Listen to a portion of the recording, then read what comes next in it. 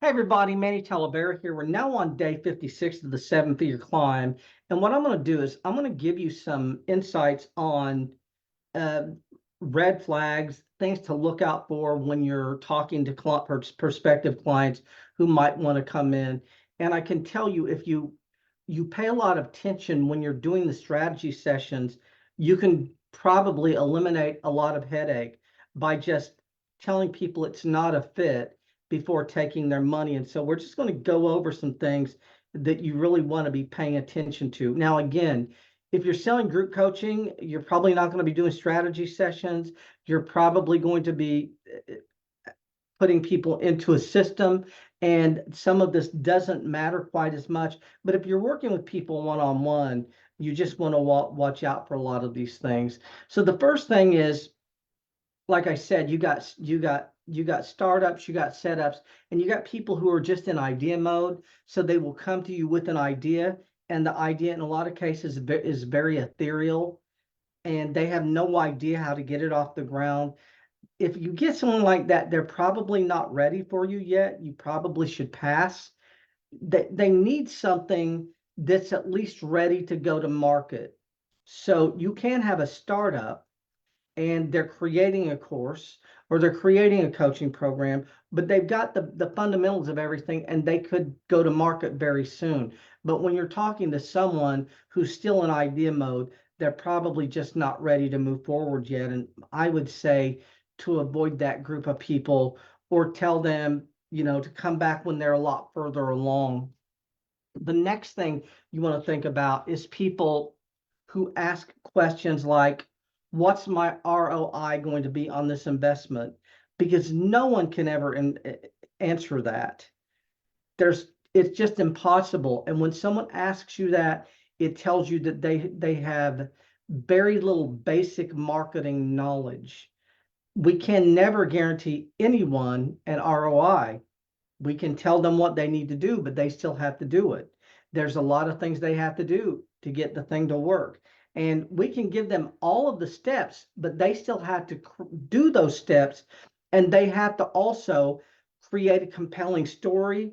They have to have charisma. They still ultimately have to launch something and sell it. You can't sell it for them. And so when someone asks, what's the ROI going to be? That's that tells me to stop, drop, and roll. Not any person I want to have anything to do with. And our deal is we're going to do everything we can to get people a very high ROI on their investment, but we can't guarantee that. And that question, like I said, tells you that they're just not quite ready for what we do. Another thing is when they ask questions like, how soon will I start making money? Again, the problem with how soon will I start making money, first of all, is just like the ROI question. Second of all, there's no way we can know when they will start making money.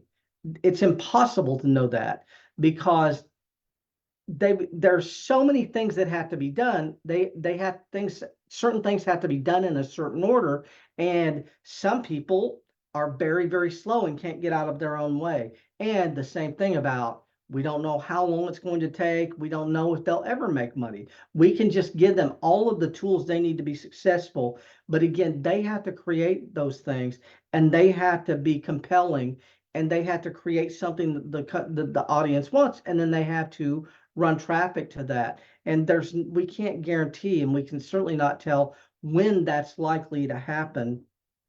And the other thing about when will I start making money is a real red flag that they don't have a lot of money and they need money and they need this to work really, really fast. And I can tell you the people that need fast money, or the people that are struggling and it has to work because this is the only thing they're doing, it's, I don't want to be responsible for that. And so when someone asks that type of question, my concern is that they don't have a lot of money, so the relationship isn't going to work very long anyway. And then, like I said, they're in a desperate situation when they ask that question. And the next thing I would look at is just general marketing knowledge.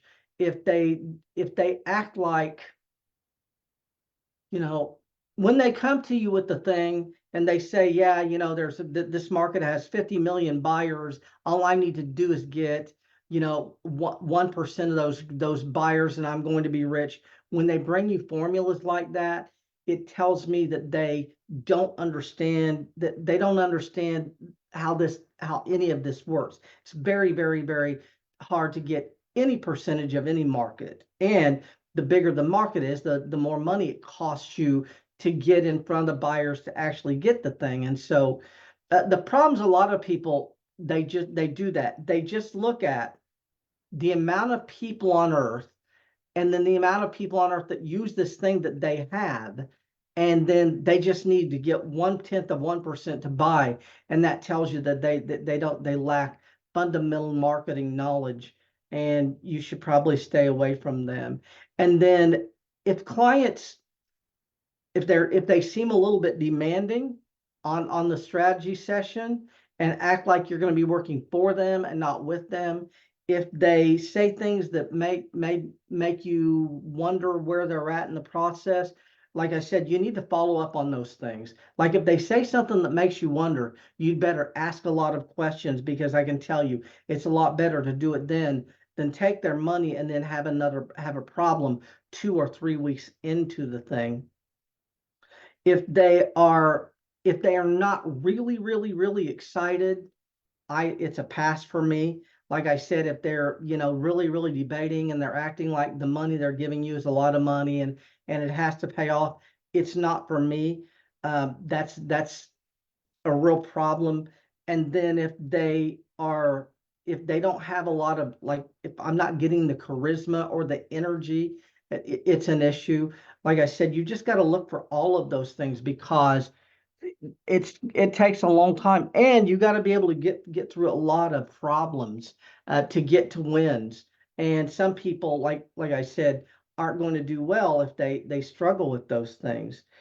Another thing that you can do is in the strategy session, you can ask them to give you some success stories of things that they've done that worked out really well. I think that's really good. If they don't have anything that's off the ground and running yet, I think that's a really good question, because you can find out how good they are at completing tasks and learning new skills and things like that.